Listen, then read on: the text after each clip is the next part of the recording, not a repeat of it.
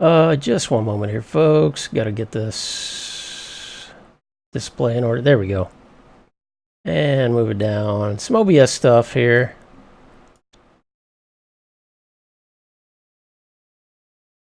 The joys of OBS for sure. There we go. Hey, welcome, folks. This is going to be a brief update just on where I'm at and some developments in terms of my exam and what I'm studying for the exam at the moment, my exam date. Also, some of the materials I've been looking at and some of the protocols I've been studying. And frankly, I'm just a little pumped up. You know, there have been some great discussions in the Discord server about a number of topics that have just really got my gears going. Like one is related to sort of mentoring and training and, you know, younger folks and trying to put content out for people and hoping, I guess, that certain people that you want to view your content or you think that would really benefit from the content, they may or may not be responding to it. And so that got me into the discussion, Discord. Great discussion, by the way. If you're not joined yet, check out our Discord server. Hey, Bashy's here. We've just had some great conversations going on. We had some in-depth discussion yesterday about Juniper SRX and how it does DMVPN and how they're able to dynamically route over IPsec tunnels. So someone mentioned that, and I was like, how can they do that? How is that possible? You know, how can you form an EIGRP or OSPF adjacency over an IPsec tunnel? Because IPsec doesn't support multicast, right? In other words, you can't send to a multicast address and expect, if you have multiple tunnel endpoints, you can't expect all of the other ends of the tunnel to get that if you're just using IPsec encryption, authentication and encryption.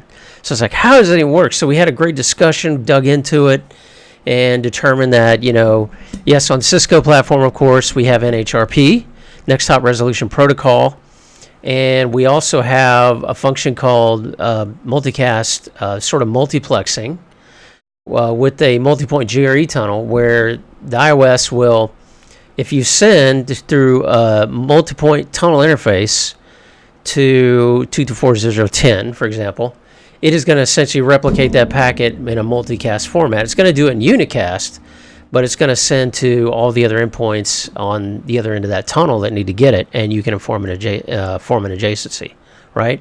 Well, in Juniper, they also have a technology that they use, MTHB, multiple tunnel hop something. I may be getting that wrong, but anyway, turns out, yes, Juniper can do it over IPsec. They don't have to use administratively configured or operator configured GRE tunnels, but yet they are using a shim, and that's what you need, right? A shim technology, and they do have that as well. So, man, we just can have some great discussions. So check us out there on Discord. The number of people joining is growing. The diversity of people joining is growing, and it just makes for a really good, really good study partners and really get a good learning environment. Anyway, title of this is, by the way, Delta IV Heavy Rocket is our wallpaper of the day. This is the rocket, folks, with 3 boosters that is taking the Parker Solar satellite or probe into space on Saturday. At least it's tentatively scheduled for right now. So anyway, that's cool stuff. Looking forward to that. Hope to catch that broadcast of that launch. But what we got going on is, written plan continuation. So I got an email from Pearson VUE, and they said, we apologize, but you need to go in and we're going to have to cancel your exam. Sorry, it's canceled. You need to reschedule. So I went and rescheduled. Turns out the facility I was using here in Orlando, they are no longer a valid Pearson VUE testing center. Don't know what's behind that. Maybe they just weren't getting enough traffic or hits or whatever. The place I went to last time that I knocked on the door, no one was there at my start time. They were 10 minutes late. They had PC issues. I'm not going back there, even though it's closer. So I'm going all the way across town, and I rescheduled. And this time I gave myself another month. So I don't know the countdown yet. I'm going to, actually, it's figured out here. It's pretty quick. In my blueprint, by the way, folks, if you are working on the CCIE routing and switching written blueprint, feel free to use this on our Google Drive share. And I'll have to do, I did put in my new test date. Okay. Just put in your test date there. It does count them for you. And you can copy this, do whatever you want to with it. I just make it available to the community. This is the blueprint right here, which I will be revising for Evolving Technologies 1.1. As a matter of fact, I need to make a note over here in my getting things done in pile or in bucket. Add Evolving 1.1 to blueprint. Okay. So anyway, 81 days is a new countdown. So I gave myself an additional month. Part of that is because as I am reviewing my fail notes, I'm realizing that I need to go deeper in a lot of these areas. I'm also realizing that I was definitely biased in my assessment, not completely. Like I still stand by a lot of what I said post-fail, but I am just realizing that really I still have gaps, obviously. And I am trying to remediate those gaps. I'm learning new things. And even though I haven't been streaming the last few days, that is due to work and due to broadband issues. Right now my broadband's good. It randomly goes out during the day. That's still not resolved. I have to get a new modem for that. They told me after coming out here and saying the modem was fine on the phone, and then coming out and saying, nope, can't touch that modem. Anyway, I haven't been streaming, but guys and gals, I have been grinding. I don't want you to have the impression that just because I haven't been streaming that I have not been thinking about this day to day, oftentimes hour by hour. All right, what do I need to do next? How do I get there? How do I reach the finish line? So I've been grinding during, lunch periods. When I'm on conference calls, and sometimes with the project I'm working on now, we have swarming, we have conference calls, and I'm not needed all the time. So I'm here labbing. Guys, I got a lab running right now that I fired up on Eve that is for spanning tree, BPDU, TCN notification protocol type designations. So yesterday I did one, and so I've been grinding, folks. I want you to know, and if there's nothing else, any content comes out of this blog, the land tamer is grinding, people. So I think it's been like 4 days, which I said, hey, screw it, I'm going to try it anyway. But anyway, that's what I've been working on. So I figured out that I need a little more time, and because of this work project that has taken out, and I have another, it should wrap up this weekend. Then I have another new sort of development that, at some point I'm sure I'll share. It has to do with some of the technologies I'm going to be working on. It's cool, but I'm going to have to do some travel next week. So anyway, I just want to let everyone know that, because of that, I've added some more time, redone the countdown, but I am grinding as much as I can. Like, I'm even trying to focus more, and I've done this thing too where I'll run, like, I'll when I'm studying now, I'll try to get down to just one screen. Bashman said, it's good to hear. I was going, this project wasn't going to kill your momentum in studies and labbing. No, it hasn't actually. It's killed my streaming. It has killed my streaming. But again, this particular project should be done Saturday, late Saturday. And yeah, no problem, Bashy Mashy, and appreciate you checking in, But yeah, it hasn't killed that, but I have been grinding, guys, and that is so focused on my mind right now that, like I said, I'm doing things like with my lighting, and I'm easily distracted, so sometimes I would have like things playing in the background or YouTube or what. None of that. Like now, when I'm sitting down and studying, I'm studying, and I got the lighting right. I have as few distractions on the screen as possible. And, man, I'm hitting it hard, guys. I mean, I want this. So, anyway, that's what's going on. Streaming updates. Glad you're here, Bashimashi. We have now our first Land Tamer emoticon. It got approved. and I only have one in there. So I'm going to chat that up. Good Bits is the emoticon. Good Bits on the brain. So, enjoy. And I'm going to try to create. There's some, that's for tier 1 sub. There's some for tier 2, tier 3 sub. Not that anybody's going to do that, but yeah, hey, Good Bits, man. Sending you good bits. But I want to create a couple more emoticons. It wasn't that hard to do. I have Photoshop, so I was able to do that, knock it out. And anyway, that's the debut, the world premiere of the Land Tamer first emote, and more coming. So, by the way, getting right, I don't have a lot of time. I got to get back on a conference call here, but the puzzler answer, when LACP, Link Aggregation Control Protocol, is selecting ports for a bundle, what criteria is used first? Actually, what are all the steps of the criteria used to select ports for bundle?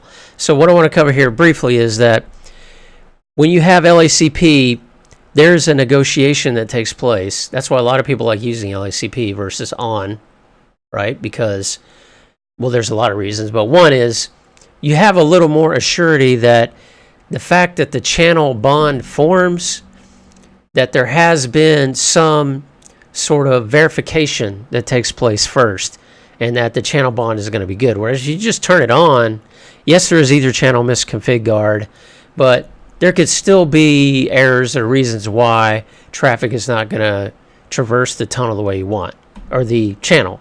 But with LACP, first it has to do, there's 2 switches, and both can't decide.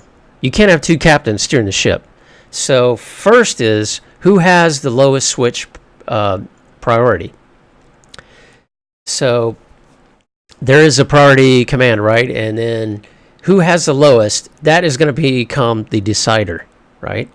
Theoretically, both sides should be configured exactly the same. But you and I know that in the real world, that is not always the case. Trust me. I've misconfigured them.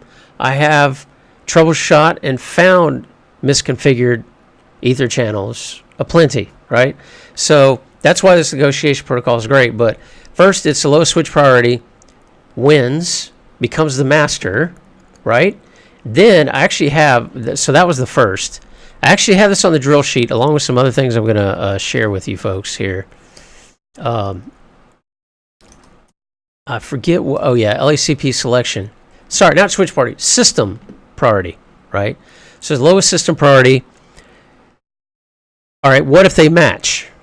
What if they both have the same priority of 0, right? Then you go to the lowest MAC address. They cannot have the same, well, they better not have the same MAC address. They could, theoretically, but it's, like getting hit by lightning. Lowest MAC address, then that switch wins. Then we go to ports. Now, why should you say, do I need to have a selection process? Hey, Mentors is on. Wow, man, you guys, I was amazed. I didn't think I'd have anybody watching. I was cool with that, but it's great to have you guys here in the chat. I hope you're doing well. Hate that I missed the meetup last night and being able to stream and chat with you guys. But work's been, it's one of those things. But yeah, great to have you, man. But yeah, so then, we have to have a master switch. So if it's not lowest system priority, lowest MAC address, or then it's lowest MAC address, then we have our master switch to select, and then it's basically what is the lowest port priority configured and the lowest port number. Well, you say, why do I have to make a selection? I put 4, interfaces in the channel bond or in the ether channel configuration. What is there to select? Put all 4 in there. Well, it's not always that simple, right? Because sometimes you have maybe 6 interfaces and you only want to use 3, right? And have 3 as a backup, okay? Because maybe they are different speed. Maybe you have a couple of 10 gig interfaces, right? You have 4 10 gigs or 4 gigabit interfaces. Let's just use that example, probably more practical. And then you have 2 fast Ethernet interfaces. So you only want to put 4 channels, 4 interfaces in that bond. right? Okay, that's great. But one of them may fail. Like, it may be up on your side, on the master LACP switch side, but maybe that interface is down on the other side, right? Or there's an issue on the other side. So that's why there has to be a selection criteria. That's why you want to architect design it and specify, of course, the interfaces using this port priority. And if you don't care, no one's configured port priority, it'll just go by port number, right? So that's the LACP selection. I say tomorrow, this will probably be Saturday or Sunday, but what are the 4 parts of the PPP discovery phase? In other words, and guys, I've been digging on PPP, all right? I did a lab the other day, maybe 2 days ago. I've been reading RFCs. I read the RFC on PPP in almost its entirety, pretty much, because I was looking for some information I couldn't find until the end. And then I read on PPPoE, and I even made a chart here on the drill sheet. PPPoE is pretty cool, actually, guys and gals, I think. You know, yes, it's old. Yes, it's, but it's still in use, wide use. And there's a reason, because it's a protocol that does what it's supposed to do. So here are, now there's another section. Oh, yeah. Ethernet protocol types, or AKA ether types. So I was studying this a little bit, and I was like, you know what? Not that this was not, and guys, I put things in there. It's not because I'm putting, this is like a cheat sheet for the exam. No, this is stuff that I'm reading notes and things I think, okay, I probably want to remember some of this. I did not see this on an exam, okay? This is just, I saw this and I thought, this might show up on an exam, or if it's not on the written, it could be in the diag for the lab. It could be related to hinted at in a troubleshooting text in the real lab. It could be on the written. So anyway, I thought, this is kind of important. So as far as ether types go, PPPoE Discovery actually has its own ether type. And if you look at a packet capture course, you'll see that after the Ethernet header, or in the Ethernet layer 2 header, it's going to define the protocol type. It's going to say PPPoE Discovery.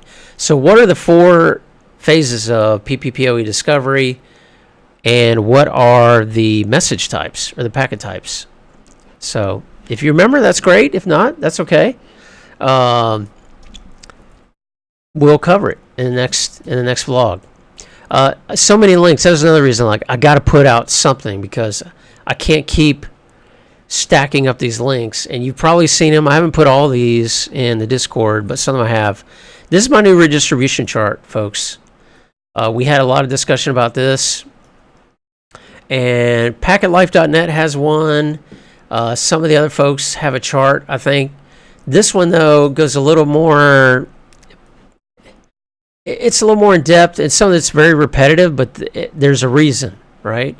And that is because, for example, if you look at redistributing into OSPF, okay? So if you do a redistribution OSPF and you do connected, it's going to have an AD of 110 and a seed metric of 20 type E2, right? Without any other configuration. If you redistribute static, if you redistribute EIGRP, RIP, or ISIS, those are all the same. But this is very important. If you redistribute BGP, it has a seed metric of 1 type E2. So little things like that is why, like RIP v2, if you redistribute connected or static routes, those are obviously a seed metric of 1, everything else infinity. So I wanted to make that distinction and make a little more detailed chart. So these are some cool kind of gotchas that I think are important to know. And there was some discussion with Schweip Interface Brief, some of his labs that he was doing there. And I'm going to highlight a couple of these that are kind of gotchas, right? So one, for example, ISIS is Well, this is a gotcha really with the protocol in general. I read up on this. There are some differences when you're redistributing to a level 1 router or a level 2 router. So in other words, what happens is, for example, if you'd redistribute BGP into ISIS on a level 1 router, that level 1 router will redistribute it, of course. That's the behavior of ISIS to its level 2 router, the backbone. And when that happens, some of the extraneous information in the LSP, the link state packet, is actually changed. So that's why I put a note here. There are differing LSP behaviors,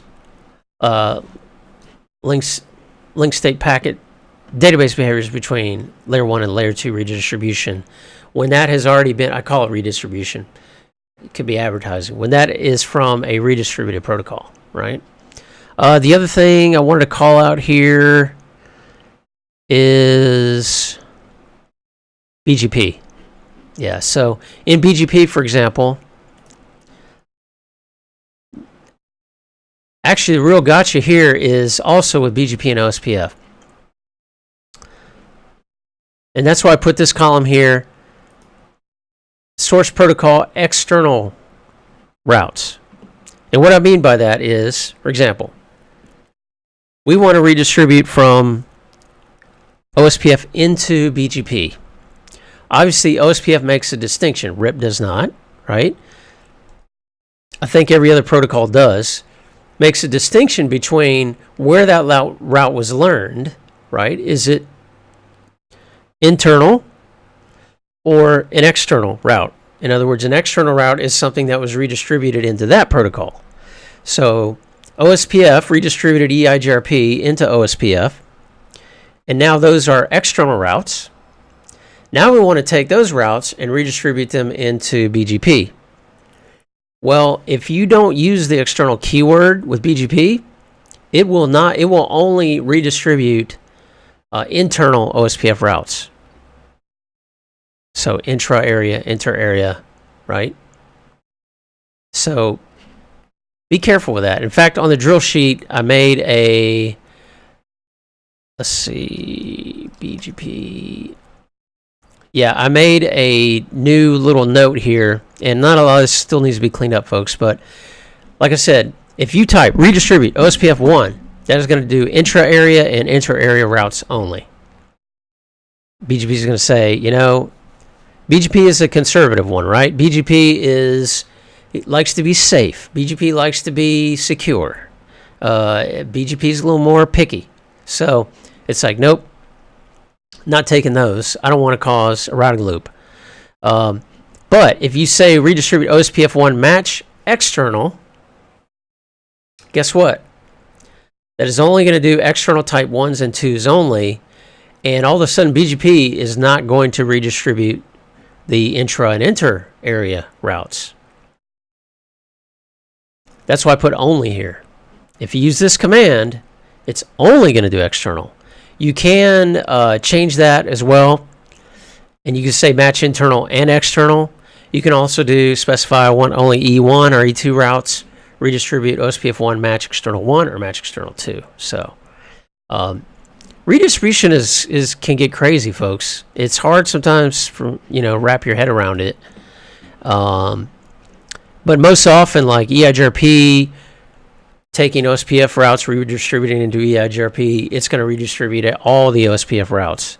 And that's tricky too. And that, as you saw from Tony E's lab, that's where you get, with mutual distribution, you can get a funnel cloud of routes, a tsunami, as it were, of routes coming in, looping.